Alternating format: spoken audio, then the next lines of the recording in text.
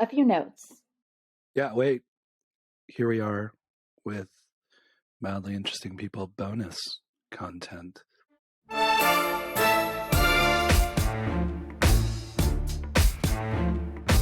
This isn't the show. We're going to kick this off now. Hi, I'm Cami Kaos, and this. No, you can give me a few notes. You can give me a few notes in front of folks. I think I would love to hear your criticism or critique or guidance on some of the interview kind of stuff. And then my only question. That's not what my notes are about. Oh, well, then we'll talk about something else. My only question that we could really use feedback from you, gentle listener, is if the audio levels are better, because we've been mucking around with some of the mics and trying to make it we realize we come through really loud at times, and so we've been trying to make some microphone adjustments to improve that. So that is on my list of notes. Oh, good. So there you go. So one of my notes was we've tried to we've got a cover for my microphone now. It's got a new location. I'm not being weird at it. Because of the location, it doesn't cause me to need to lean in and be like, hello, everyone. Can I blame the broken light fixture on Spike? Sure. Why not? Because one of Spike broke a light fixture today. Spike broke a light fixture today because one of the lighting devices for the show fell over onto a beautiful pinky purple glass light that I love so much and that I could probably absolutely never replace for super cheap and easy. And it was sad. Yeah, I'm sorry that happened. That was a rough way to start the show. Well, it's not how I intended to start the show. I thought we were going to talk first, but instead. Hey, let's do an introduction. No, I was going to say, we just talked to a guest who got in a car accident before she had to get up on stage and do a big presentation. Cami broke a cheap lamp before she had to do a podcast. A really pretty cheap lamp. Pretty. But I just Instagrammed the hell out of it. Affordable. I'm sorry, did I say cheap? I meant affordable. Whoa, it is affordable. Obscene finger gestures from such a pristine girl. I love you too. Thanks. So here we are. I'm Cami Kaos. This is Rick Turoczy. We're mildly interesting people. Very right now, mildly. We have no wildly interesting people to help us. Spike the cat is here, but he's not really been much help today. Appearing soon on an episode near you, Spike the cat will be there to meow away. Say hi, big boy. You don't even need to put him near the mic. I can hear him. He really loves being held by me. I mean, I wouldn't recommend other people try to hold Spike the cat. But what else? So what else? So, how you doing? Fine. How's this week been for you? Anything special happened this week? No. That was mean. Just today, which is Pi Day, and we need you to get your application in. If you're watching this video on Tuesday evening, get your application in. What tends to happen? Please. What tends to happen around the same time as Pi applications every year? I don't know. Birthdays. Whose birthday? Several people's. Lots of Pisces in my life. Any special Pisces in your life that may have celebrated their birthday? Are you fishing for birthday wishes? Yes. Yeah, it's Cami had a birthday. I did. Yep. It snowed. I had a birthday and it snowed. Yep. Yeah, I'm not sure where I was really going with that. I just felt like I needed the acknowledgement for goodness sake. So you heard it here. So anything special this week, Rick? Please put happy birthday to Cami in the comments, because I'm asking you. Anything special happened for you this week? I mean, besides Pi applications? Aside from your partner having a birthday and you getting a great haircut? You guys, you can't see the haircut. I asked him to do the show without his hat today. No. He has a great haircut and his beard has been cleaned up. And most importantly, someone who's not me is the person that did it. Yeah, that's fair. It was really nice. It was very relaxing and enjoyable. I got to drink tea while he got his hair done. It was a professional haircut. It was a professional haircut by a professional hair cutting person. Stylist, yes. Yes, she's fantastic. We're going all out for you folks. We're really We are. upping the production value. We're And if you're worried getting about how bad my hair looks, don't worry. I go in tomorrow. So there you go. Yeah. Fixing stuff. And All right. things. The only reason I like doing these episodes is because I like to do the 5 questions. So you fill the time between now and the time that I get to ask you 5 questions. I thought part of the critique was I was working too hard to fill the time. No. Would you like me to share with the people the critique? Yeah. I think it's, I think it's valid criticism. I think this is behind the scenes. I don't People like want to know how criticizing. this works. It's not a criticism, it's a critique. It's a critique. And I don't have Coach Cami to fall back on. I can't be like, can Coach Cami talk now? Because Cami has never coached anything in her life. And nor do I want to. So my critique from the last show was that if I take a breath or pause after the guest is answering the question, and there's like a natural moment of pause or silence, Rick seems very alarmed and concerned that there will be no forthcoming question, and he jumps right in. And then I wind up talking over him because I'm like, okay, now I'm ready to, he's talking. And it's weird.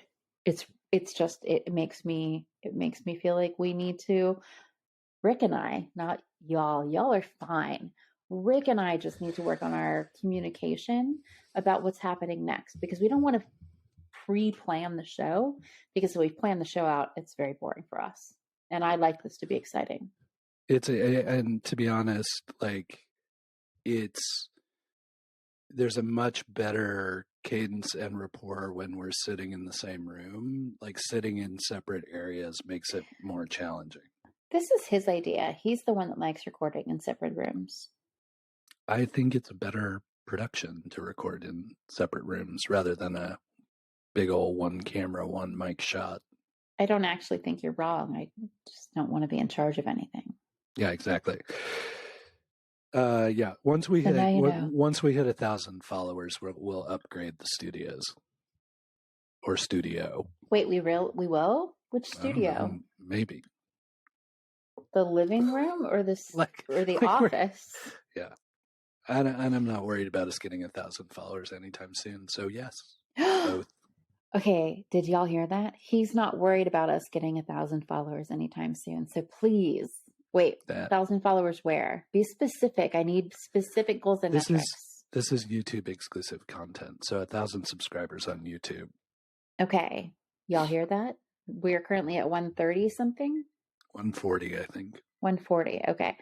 We have a ways to go, but I think he says the guy who checks the YouTube stats like 5 times a day. When we get up to 1,000 followers, I'm under the impression that I get to do something to make my living room nicer, because he said improve the studio. The studio. The living room is my studio. Studio. Which studio what do you mean? I don't know. Maybe we'll put in a green screen. Maybe you can be a superhero. You know I don't like green screens. Oh. Blue screen? So when you say studio, you mean Rick's recording space? No, I mean recording space. So both rooms. No, I'm saying it might become one stage. I don't know. Oh. Well, then how will you have access to your computer? These are all things that can be figured out at a later date that will never come, because we will never reach 1,000 followers or subscribers or whatever. So it doesn't matter. Subscribers. You see what I've done? So everyone, will you please pushed smash? Shush. Please smash. How are you still coming through that hot? I got really excited. I was being demeaning to you, and I got really excited about it. So let's smash that like and subscribe. Doesn't help when you talk over me. The next microphone placement we're going to test is we're going to put the microphone on the porch, and we're going to shut the door, and we're going to see how hot it comes through there. The mic's just too good. It's just too good of a mic. I mean, it's a really good mic. Thanks, Yeti. Thanks a lot. It's the Yeti Blue. Blue with the Yeti. Cute, fuzzy little... No, it's the Yeti Blue mic, or the Blue Yeti mic. I think say it either way. the company's blue and the product is the Yeti, I think. Oh, I love my microphone. I don't Because isn't their other it. one the Snowball? Blue Snowball and Blue Yeti. Well, they really have a thing for the cold, don't they? Yes. I don't know why. Can we do 5 questions? No, not yet. Do you want to talk about Pi Day? It's Pi Day as we're recording and I presume as we are releasing. Yeah, I've got some editing to do tonight, clearly. So, yes, it is Pi Day. I do like to make work for you. Happy Pi Day to those of you who put the date that way. If you're in, 90% of the world, it's 14/3/23, but in those few areas where it's 3/14, we're special, Pi. And it's Pi Day. Well, that reminds me, I have to do a metric conversion in the next, not the next episode, but 2 millimeters, the one after. Yeah. I also think it's important to know that you have to make pizza tonight. That's cool. I like making pizza. What are you going to put on it? I don't know. It's gluten-free. It is gluten-free. We got gluten-free pizza crust from, can I say where we got it from? Unofficial sponsor. New Cascadia, amazing gluten-free products for amazing gluten-free people and also mildly interesting gluten-free people. Yeah. Yeah. Right here. So, Portland, Oregon.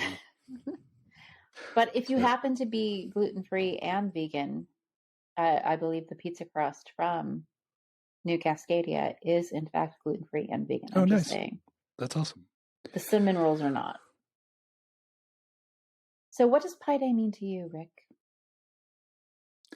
When you run an organization for 15 years that's called Pi for at least 14 of those years, you come up with a bunch of bad pie puns. And so we always try and do something around Pi Day. 4 years ago, Pi Day was our last official in-person demo day that we were able to hold. And a good one. It was a really good demo day, by the way. To Stephen and Jeff, I believe, who managed to bring the pie sign to us. That's true. In the back of a pickup.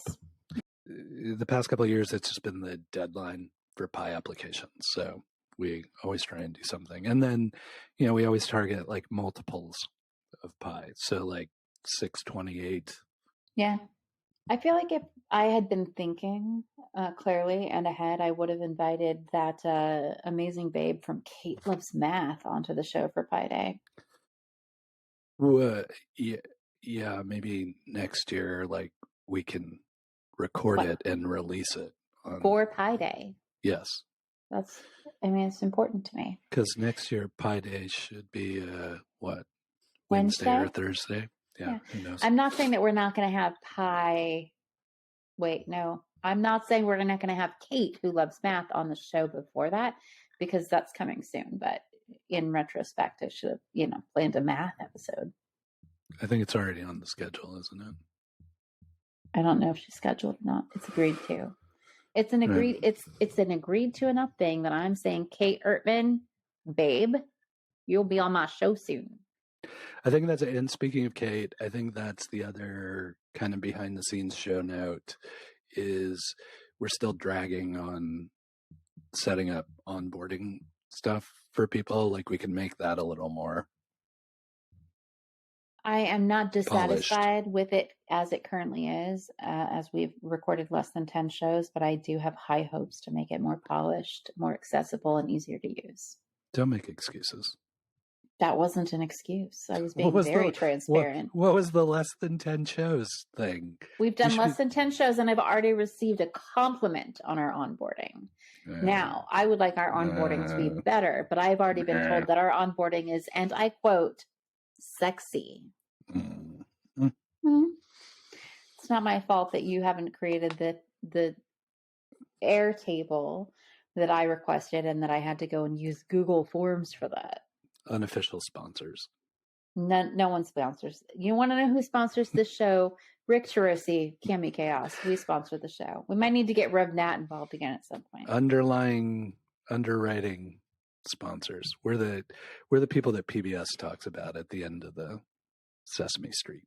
Can we watch Anne of Green Gables? That was always Sesame Street. Sesame Street's not on PBS anymore. It's on sorry HBO. To interrupt. Yeah, sorry about that.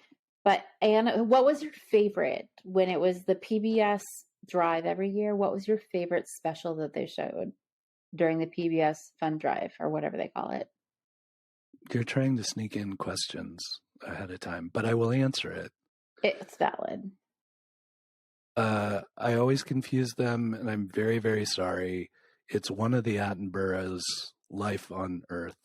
Oh, I always want to think it's David Attenborough. I think. David. Richard is the director, right? David's right. I think David is the Life on Earth, but I should know. Look it up. I read the book and when I was a kid, and then always loved that. In fact, I called the Drive one year when I was a kid, and they announced me on the air as a donation, and that's so special. Yeah, it was great. By Anne of Green Gables.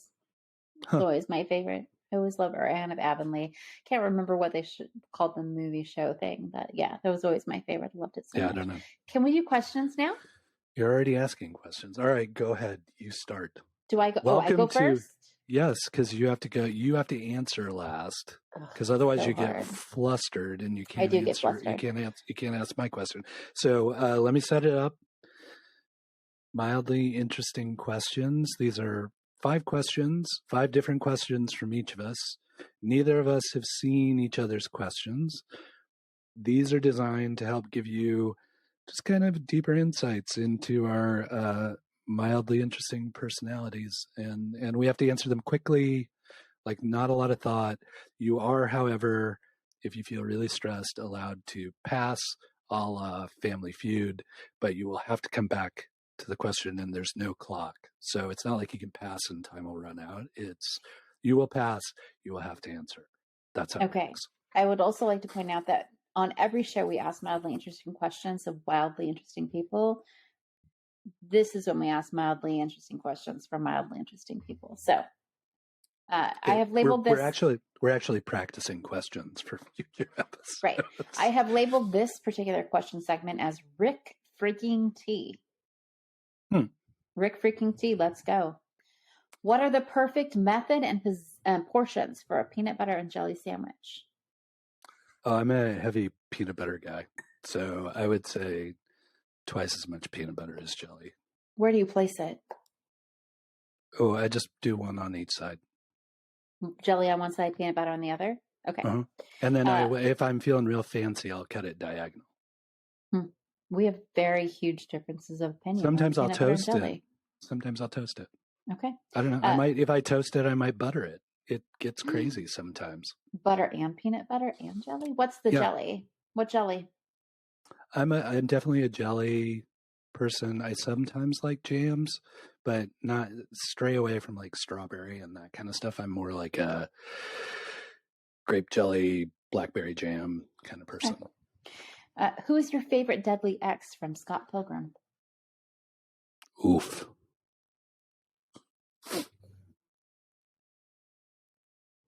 I think you gotta go with Matthew Patel. He really like starts the whole thing. Like, yeah, I'm gonna go for him this time. Okay, good.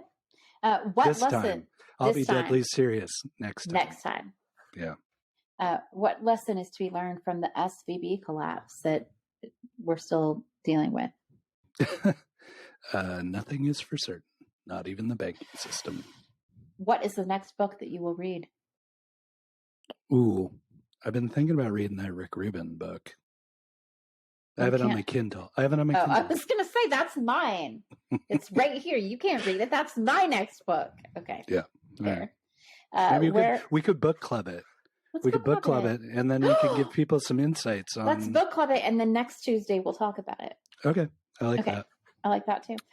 Where would you most like to go on our next vacation?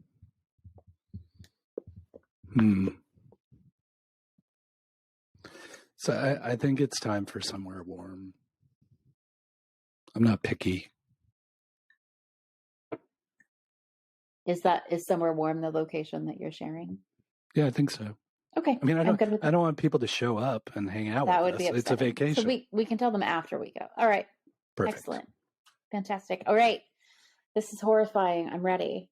Is that it? I answered all of them? Those were 5. Did I not have 5? Why is this so stressful? Let me just go through them. Peanut butter and jelly, favorite deadly X. Lesson from SVP. What is the next book you'll read? Where would you like to go on vacation next? Yeah, that's 5 questions. Halfway through the peanut butter and jelly question, I thought I made up peanut butter and jelly, and that wasn't actually what you asked me. Like, I was like, I knew there was peanut butter in there, but did she say peanut butter and jelly? Because I was already thinking before. I did. All right. Okay. So now, are you ready? Hold on. Now, ladies and gentlemen. All right, let's go. Let's go for 5 mildly interesting questions with Cami Kaos, co-host of Mildly Interesting People. Cami, are you ready? Nice voiceover. Thanks. Rick, I'm ready. Okay. Question number 1. Would you rather have a picture or 1,000 words? 1,000 words. Okay. How many Indiana Jones movies are there? 3. Perfect. You can only eat 1 leafy green vegetable with every single meal for the rest of your life. Kale. Wow, aggressive.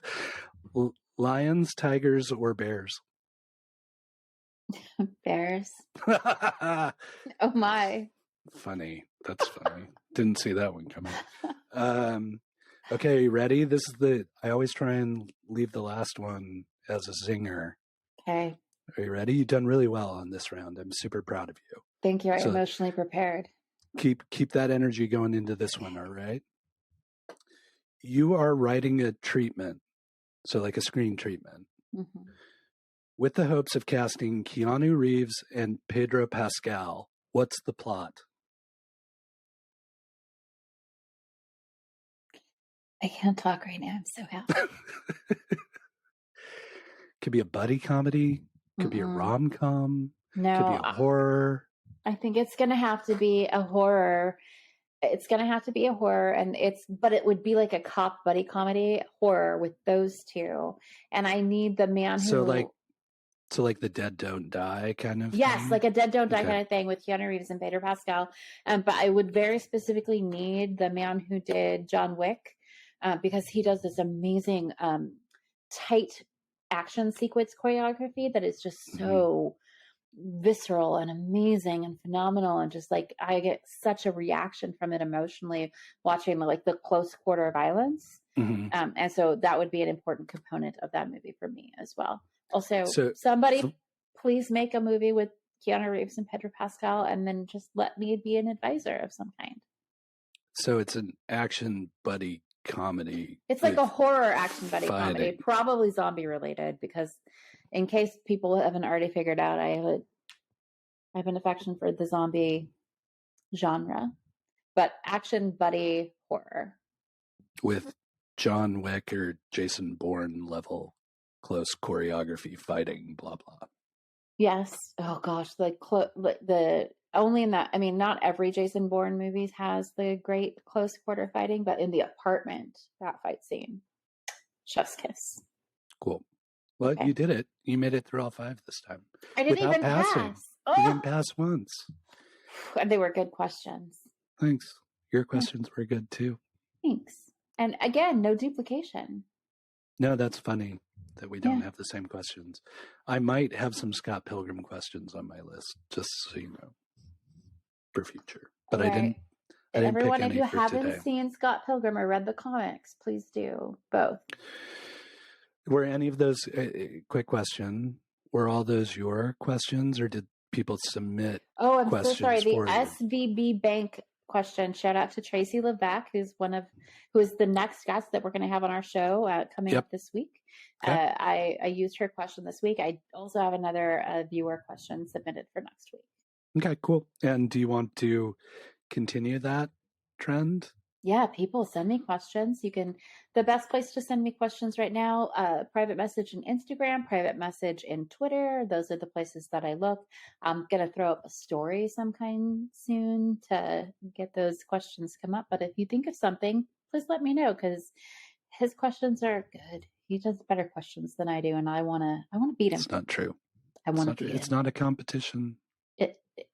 He's a very He's very competitive, and he's saying it's not a competition, which means he thinks he's winning.